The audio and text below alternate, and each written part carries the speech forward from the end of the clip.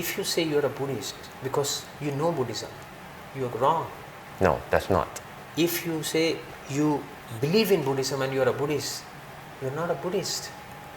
But if you follow the Dhamma, you practice the Dhamma, then you can call yourself a Buddhist. It is just to end suffering for you. You can be a Hindu, Muslim, Sikh, Christian, whoever. Any You can human bring being. the Right. rule, the Dhamma in your life, start practicing, just include certain things in it, and you can become a better Hindu, better Muslim, better Christian, better Sikh. In fact, basically, a better human being. This is what you need for the society in today's date.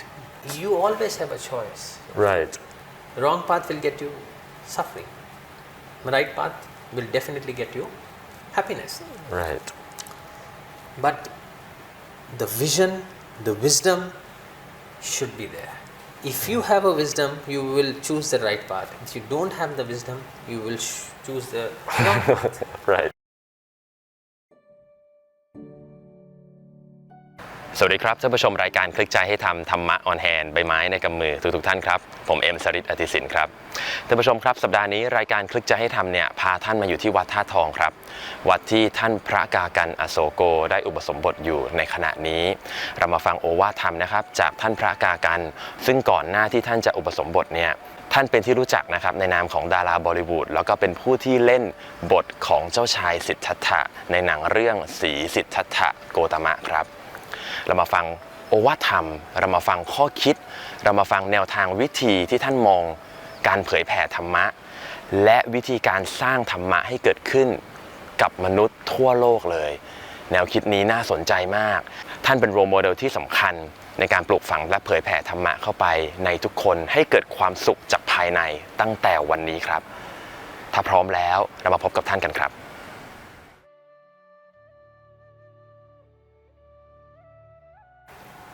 Hi everyone, right now this week we are having an exclusive interview with Pra Gagan Malik or Venerable Gagan Asogo.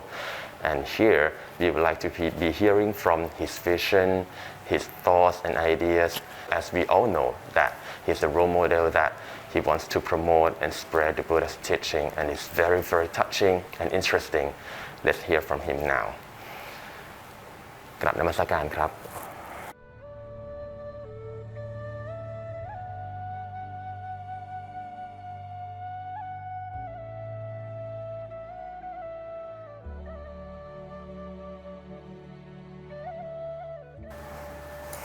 Venerable Gagan Krab. First of all, thank you very much for giving us an opportunity and your valuable time for sharing ideas and sharing your thoughts and being the role model for us for Buddhists around the world. We know that we have been very admiring your work, seeing from the clips here in Thailand during your ordination. It's been very touching though. To be hearing that you are here in Thailand. First of all, sir, can you share with us why here, why Thailand, and why now, sir? Namo Buddhaya, and I give my regards and wishes to all the audience and to you and your crew. There is a big reason why I'm in Thailand for this ordination. You know, Buddha was born in India. The Dhamma started from India, and it is very unfortunate that Buddhism is almost vanishing in my country. In the sense, if you actually calculate, I believe it's 1 or 2% of the population in India is Buddhist. And when I went to see all the Buddhist people around the country, what I found is this lack of discipline. There is lack of tradition, there is lack of Dhamma, real Dhamma followers. So I believe the Thailand being the Buddhist capital of the world, I must go to Thailand because I've seen the discipline, I have seen the way they teach, I've seen the way Buddhist monks do the things, and I have seen the way Buddhist people respect the monks. Unfortunately, it's missing in India. So I wanted to learn first of all myself a little bit more of Dhamma. That is true that I have done a movie, series Siddhartha Gautama, but it's very important to learn in a very practical way. And I thought the best way to learn will be being a monk and live a life of a bhikkhu. Learn the Dhamma, learn the traditions, learn the culture, learn the right way to be a Buddhist. And I found, I think, Thailand will be the best place to learn that. That's why I've come here. And Wat Tha Thong temple is, I believe it's like a very good temple. And the master is really, really very knowledgeable, very learned. And I have seen that Thai people, they really respect the monks. And the best part is more about not Gagan Malik or not any superstar or anyone. It's about the robe, what they respect. No matter who you are, once you wear the robe, you bow down to the robe. And same way, the monks also know the value of the robe and the respect of the robe, and they follow it. And that is what I wanted to learn from here, practically. And want to go back to my country and try to spread the right way of following the Dhamma or right way of live like a Buddhist. So that's why I'm here. That is beautiful and very courageous, sir. Very visionary. So far, you are saying that in Thailand here we are still having the kind of solid ground and solid ways of the way of life of Buddhism. Right. We do totally agree to that, sir, which is great because it's been inspiring that you are here, and it's great to be listening to your ideas. Can you share more on the ideas, on the role that you're playing on Sri Siddhartha, sir? Because after reading your profile, your starring role, we have found that you spoke highly of Buddhism after playing the Prince Siddhartha role. Can you elaborate on that, sir? See, it's a very nice question. I must share my experience. I was born in a Hindu family. Sir. And one Sri Lankan producer came to Mumbai. That is how the journey started.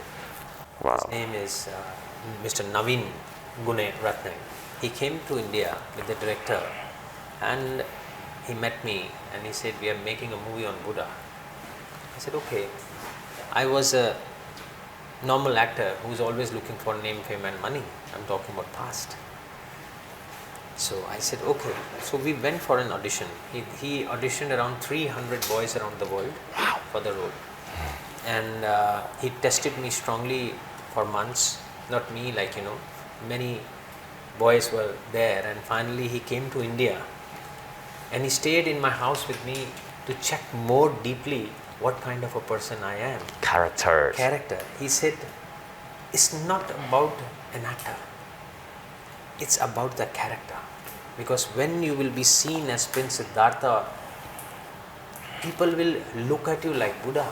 People will look at you like Siddhartha, the real one. So just portraying the role is not enough. Right. You have to live the role. You might become the inspiration for people. You might become the role model for people. So he tested me very strongly. So he stayed there? Yeah, he's still there. And he selected me. So when you play certain roles, like heavy roles, strong roles like Buddha, Siddhartha, Ram, Krishna, like, even Hindu work. Spiritual character. Right. You have a heavy weight on your shoulder as an actor. You have to really make sure that everything is perfect. Right. So I started reading about Buddha. I said, okay, let me read about the whole story. So I was referred a book called The Old Path, White Clouds by Most Venerable Thich Hat Hanh, who recently passed away. So I read the book. That book is from the birth till the last breath of Buddha, including the Dhamma. So I read the book. First time I read the book, I was surprised. I was amazed and I was shocked. How come this treasure of Dhamma is missing in my country? I have never heard these things before. It's such a scientific and the practical way to live. Okay, once I read it, slowly, gradually, my mind, my heart was getting deeply into Buddhism, getting deeply into Dhamma. All right, we made the movie. Movie broke all the box office records for the last 70 years in Sri Lanka. It got many awards from United Nations. It was shown in different countries in the temple network, like Australia, we've shown in Singapore, we've shown in China, many countries. Then it was acknowledged strongly. I was propagating Buddhism through the movie. Right. So because it's easy for a child or a youngster to watch it and learn what actually happened. Buddha's story, Buddha's Dhamma was teaching by the monks, but people didn't knew the sacrifice of Prince Siddhartha. Right. You need a big sacrifice to be a Buddha. It was not easy. No, it's not. He left the palace, he left the luxurious life, he left the child. When you say these things, it sounds very easy. Just a normal statement, he left the palace, he left the wife and child. But practically when you talk about it, it's not easy. It was the hardest. It's hardest. You're leaving all the luxuries. Right. People, 99% of the people, they live in materialistic world. In the sense they are worried about their materialistic stuff, which is impermanent. Right. And it's hard to give away all those things. But Buddha did it. And the best part was he didn't do it for himself. He sacrificed for the whole humanity to end suffering, to find the path to end suffering. So that was a great sacrifice. So my heart was moved, my mind was moved. So I was traveling, and the only question which was going deep in my heart was, what is happening in India? And suddenly, it's a contrast. Right. So the monks, people, general audience, he said, you're propagating Buddhism in many countries now, showing the movie, you're talking about Buddhism. What are you doing for Buddhism in India? I said, that's true. I have not gone to India. Okay, I said, okay. And then I went to Sri Lanka. I wanted to take blessings of everyone.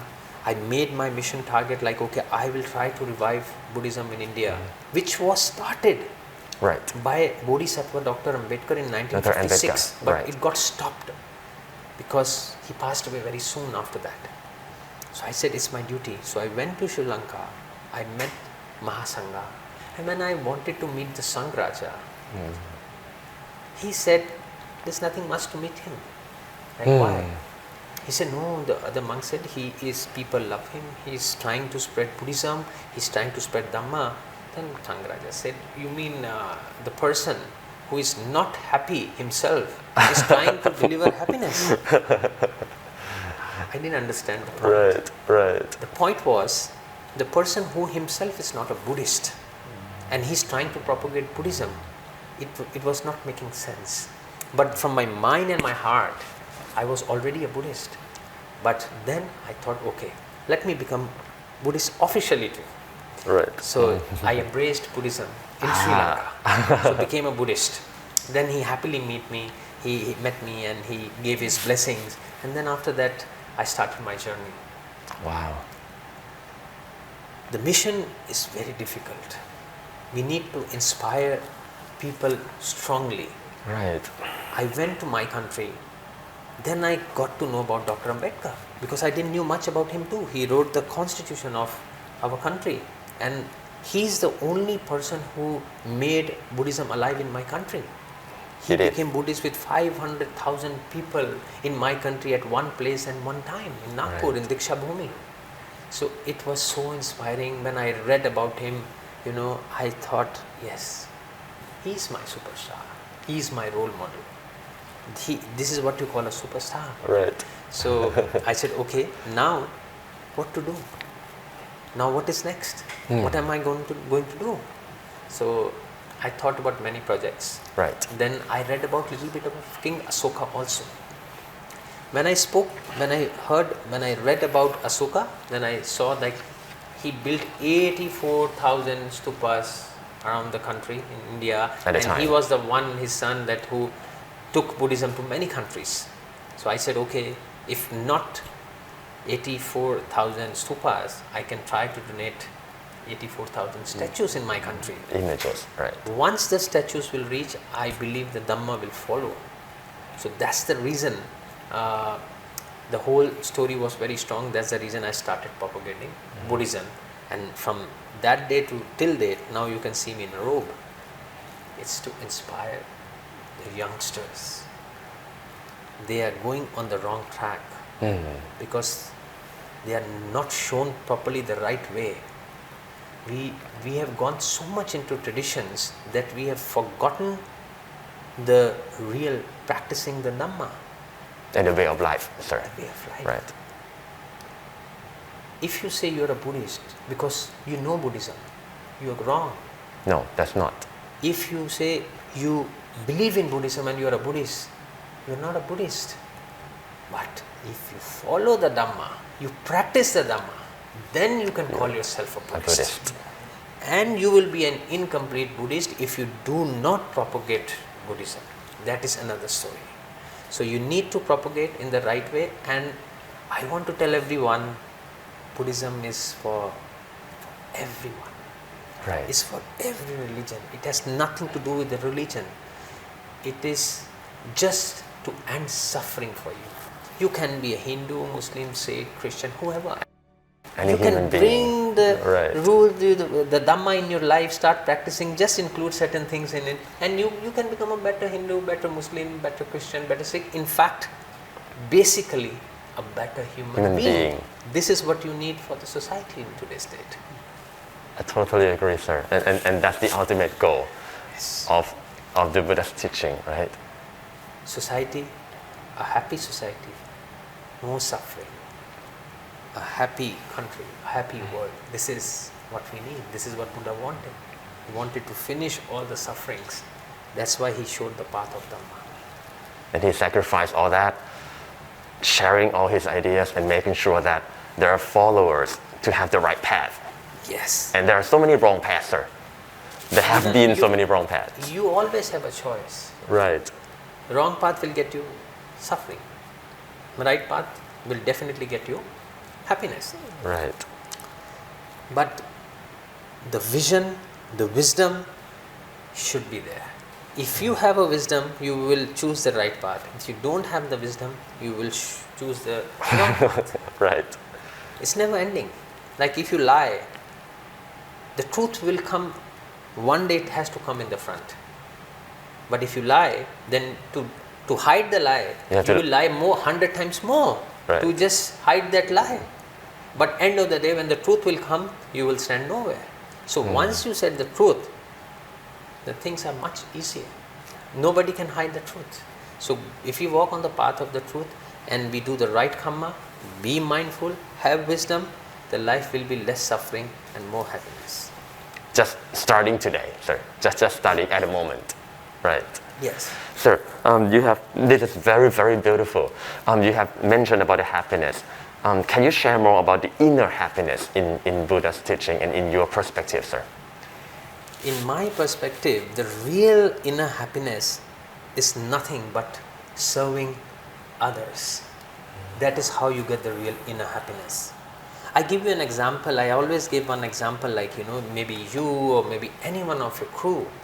When you're driving past by, you might see a beggar or a needy person knocking on your window asking for food. Sometimes it happens to everyone. Sometimes it happens. Or you're walking by and you see a beggar in a very poor condition, you give some food. You have something in your hand, you give some money. Or you try to help the person quietly without knowing anyone. What is that feeling that you get at that moment? If you ask someone, he said, "Oh, I feel happy that I have done something for the needy person." That is what you call inner happiness. That is what we need to develop right from the childhood. When you grow up with this kind of a feeling, then a child will be a compassionate child. He will have a lot of compassion in his heart and mind, so he will not hurt others. He will empathize. Right. So the real happiness is in serving others. That is what the Mahasangha of the world or the Sangha is doing. Service to the humanity. That is what Buddha did.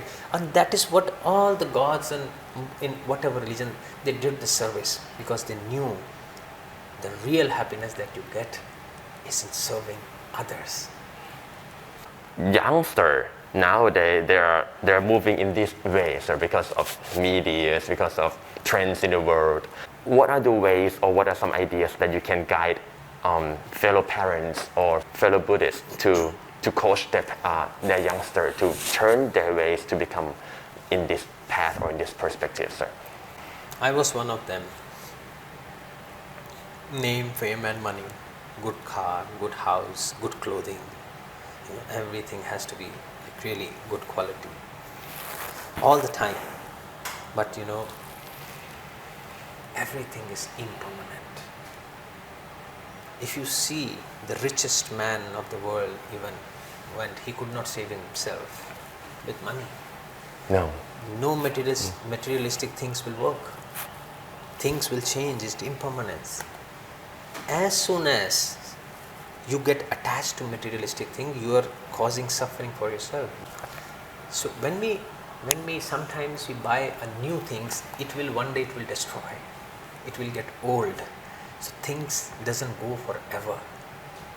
Youngsters can enjoy materialistic things. Sure. I don't mind that.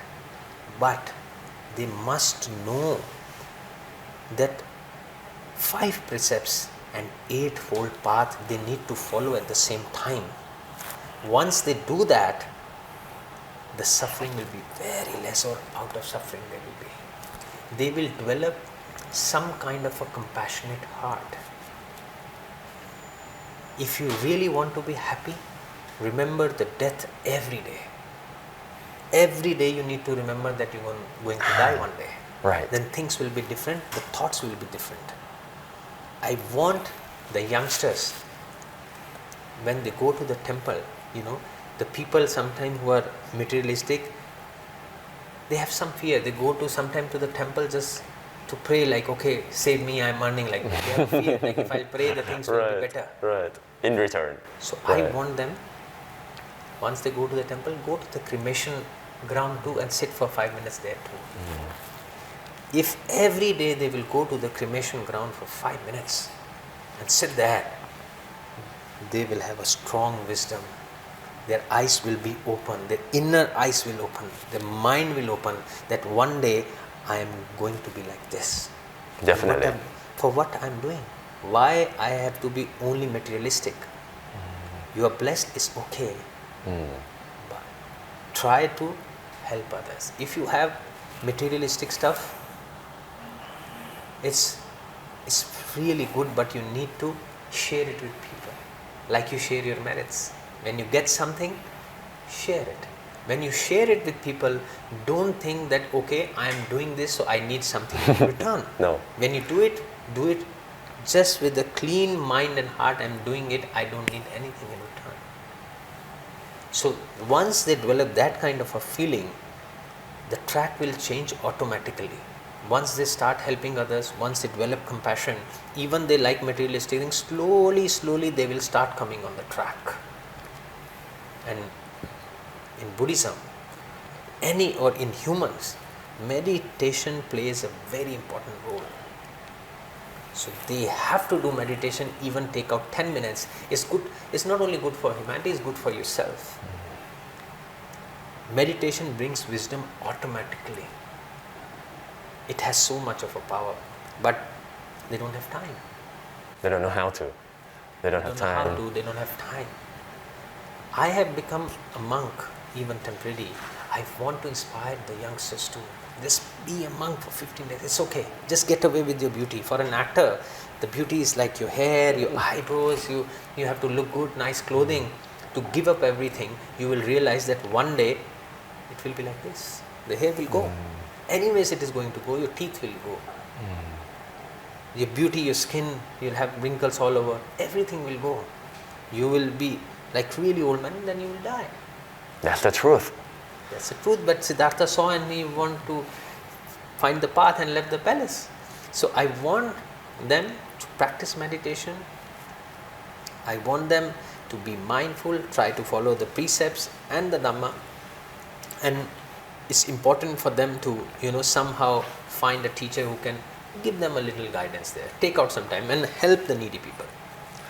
Things will change. Right. If you actually want to change the system, I have the best idea.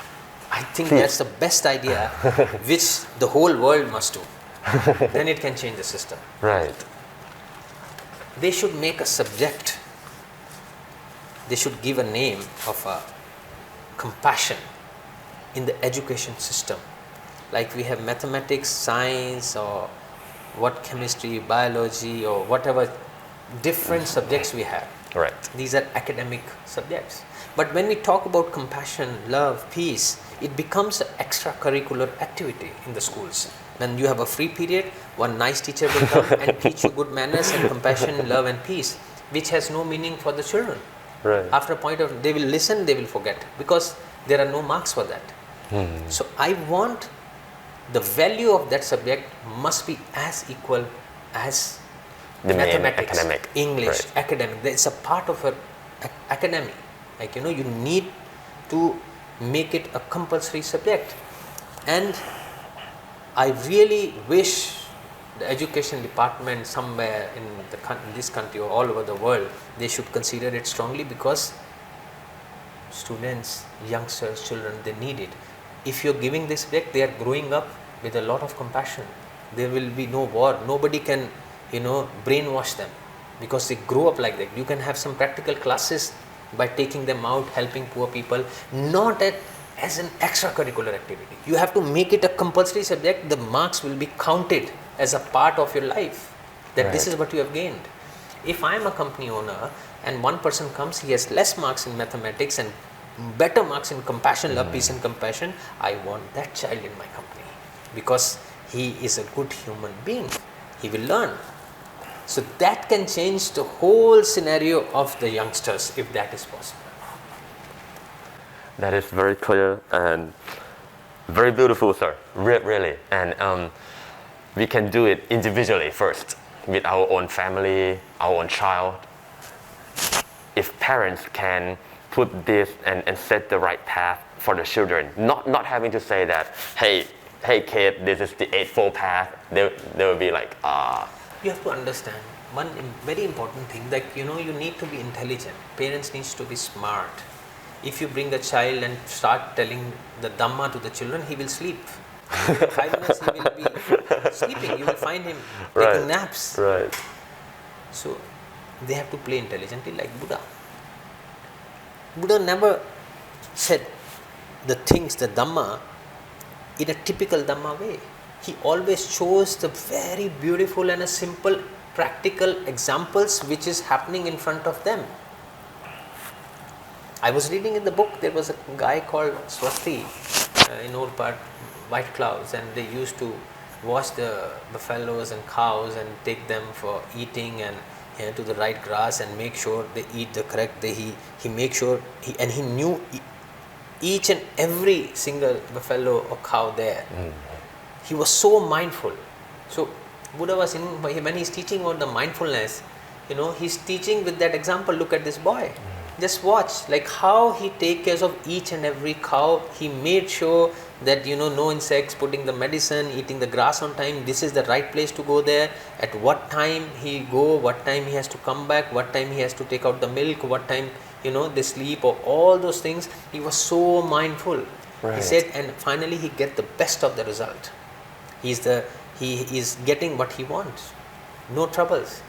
So Buddha used to give very simple, practical, clear examples to the public and to the monks, and then it's easy to understand. Same way the parents, they need to do the same, teaching their children with nice examples, keeping the 5 precepts, keeping the Eightfold Path in mind. You say about right speech, then you can teach in a smart way. No need to teach, okay, right speech means this, you have to be polite and you don't abuse and don't shout, and lot of other ways to teach them. Right. That is, if you talk nicely, you get love in return. You show them, okay, if you respect someone while talking, you will earn respect by yourself, not only saying like, okay, later on when they grow up, then you can show this is a part of Eightfold Path. Right. Like one by one, right actions, right speech, right livelihood. Many things you can teach it with the examples. Right. This is very clear, practical, simple. Simple. You have to make it simple. Right. And parents, what you're suggesting is that parents should apply it from the way that they are, the way that the kids are, but show them the right view. Right view. But don't having to say, hey, this is the right view, but show them the better way, right? Practically do it with them. Buddha, he wanted people to practically do the things. Then they will understand. Right. If the child will go and donate something to the poor person, you don't have to teach him. He will feel himself that I have done. Even the 6 years, 5 years, 7 years child, if he goes some food or to the beggar, you don't have to tell him how to feel. No, you don't have to. He will feel himself. Even he's a small child, it has so much of power. He will feel. And I'm sure if you make it a habit, you will see one day your child will ask the parents, I need to go. That person is waiting for me because he eats food when I give it to him. Because this is something very strong that you need to do practically. This is what parents need to teach the children. Right. Be friendly with them. Be nice to them. You need to be smart enough. The time has changed, so we have to go with the flow. Sir, this is the great advice, really. If we can take care of the kids, these are for education, for molding them to have the right way, right? Yes. And then their inner happiness from the more compassionate mind will grow. Yes. And once they grow, they have the right view, they have the better view. Once you become a compassionate person, right from the beginning, right from your childhood, you don't need a teacher, believe me. No. You will read once, you say, I'm already doing it. Right. So you will be a better human being. And parents have to be very careful in front of the children, which they sometimes I've seen they don't. If they are teaching something to their children, they need to follow the same. If they are shouting, they are fighting in front of the children, what do they learn? They learn the same thing. If they are following the path in front of the child, they will learn from you. He will also follow the path. So you need to be very mindful, very mindful. Yep. Thank you, sir. Prakagan, I would like to hear from you in terms of your vision in promoting and reviving Buddhism in India and around the world, sir. Buddhism is a treasure. Dhamma is a treasure, which every human being in this world must enjoy. My mission is to revive Buddhism in India because I feel it's very unfortunate that this treasure has vanished somewhere in my country, in the land of the Buddha. Me being a Buddhist is very emotional and painful for me. So what I'm trying to do here is, first of all, I'm trying to build a temple which will be a model temple, like an Indo-Thai temple too, like a monastery in the heart of the city. I don't want on somewhere suburbs or somewhere, because then again it's difficult. Like in our country is a Hindu country majorly, majority is Hindu, and I don't see a nice, beautiful Buddhist temple like we have in Thailand. And it's more about, I will say, a meditation center I need to build with a Buddhist base. Right. So people from different religions can come and join us, and they will come to know about the Dhamma of the Buddha. As I've seen, even in my country, even when I was talking to you, we only talk about the Buddhist people in the world. Buddha never differentiated between who is Buddhist and who is Hindu. No. Dhamma is for everyone. So I want to build some kind of a monastery where Buddhist people must learn the discipline and the tradition and the right way to follow and right way to respect the monks, and monks also must learn how to be like a right monk, a disciplined monk. So that's an example I need to set up. I'm in talking terms with Pathatong already, with the chief up there, my master, and also at the same time I'm doing this project of 84,000. It is, I felt like, so emotional that time when I saw the statue, And the people who work for Buddhism, they need some moral boost. People who are not Buddhist, I want to introduce Buddha to them. They know Buddha, but with the statue, I will introduce Buddha. This is Buddha. And Dhamma will follow. The end point is not the Buddha statue. The end point is reaching the Dhamma to every house, so they can be a good human being. We are not here for any kind of conversions. We are here to bring the society together, bring all the religions together, work and live as a peaceful and a nice society and be happy. And with the Dhamma of the Buddha, it's possible. For every human being. For every human being. You will see, maybe after 50 years, 100 years or whatever, in the future you will see the world will follow only Dhamma. There is no other way. There is no other way that people can follow. They have to follow Dhamma because it's very practical. So I believe with my mission of reviving the Buddhism in my country will definitely be a success. The reason is, I've seen Thai people, I've been being a monk. I don't find words how to explain the beauty of their respect that they give. It's immense love that they give me. When I see them,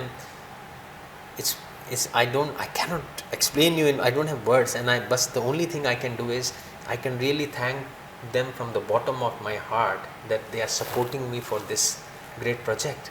And in some ways, it is our duty, to bring back Buddhism in the land of the Buddha, because it came from there. And India also forgot. That it's now your duty to remind them, oh, it came from you.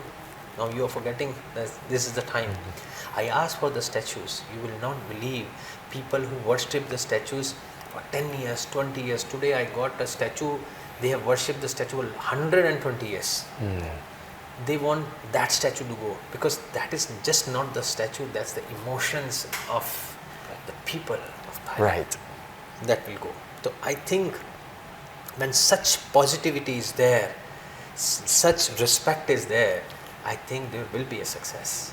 So I think through these projects, like having a monastery, in the monastery we'll have a bhikkhu training center, which already making meditation center, a temple into Thai kind of a thing. Then I'm trying to help some poor children who lost their parents at the time of COVID for their education. Wow. And but in the beginning I just want to concentrate. I'm making 84 feet Buddha statue also. That is also ongoing project. But first of all I really want these statues must go all over India. There should be a buzz. Something is going to happen about Buddhism in India now. You need to follow, and then they need a right way. That's why I'm here, so that I can learn and I can go and teach them. Like I can share with them. I will not say I can teach them, because I'm not that learned yet, and I have increased my 15 days of Malkut too, just to learn more about Dhamma in a better way. Sure. So let's see where it will go. But it will definitely be a successor. Thank really. พระอาจารย์ครับ if someone were to ask you who your role models are and were, who would that be, sir? See, when there are many role models, but when you talk about my role model, only two names comes in my mind. Is first of all His Majesty King Rama IX, the King of the Kings, right. And the other one is Bodhisattva Dr. B.R. Ambedkar. So these are my two role models which I really want to follow. Being the king, he was always grounded. He went to the grassroots level. And the best part with the king, when I came to Thailand, everybody who's saying about the king is saying, my king. It's not our king. Everyone relate a very special heart-to-heart, mind-to-mind connection with King Rama IX in that sense, like, it's my king. He earned that respect. He propagated Buddhism in the top level, and he was love of everyone, including me. So they are the real superstars of the world. They are the real bodhisattvas of the world, He's my role model. I need to learn a lot from him. And when you talk about Bodhisattva Dr. Ambedkar, there was a lot of exploitation on the basis of caste, color, creed and religion in India. Dalits were exploited badly. They were considered as the lowest caste. He was the one who brought social equality in the country. That small kid have gone through so much, but he was mentally so strong that he reached the place where he has written the constitution of our country, and today our Prime Minister, if his photo comes in front, he bow his hand and bow in front of him. That is what you call a real inspiration for anyone. Right. And he is the one who kept Buddhism alive in our country. He started revival in 1956, but now he passed away quickly. That was very unfortunate. So we need to work on it. So I'm trying to somehow rotate the wheel of Dhamma a little faster now. Thank you, sir. This is very beautiful and touching. Your role models were King Rama IX, our late king, and Dr. Ambedkar.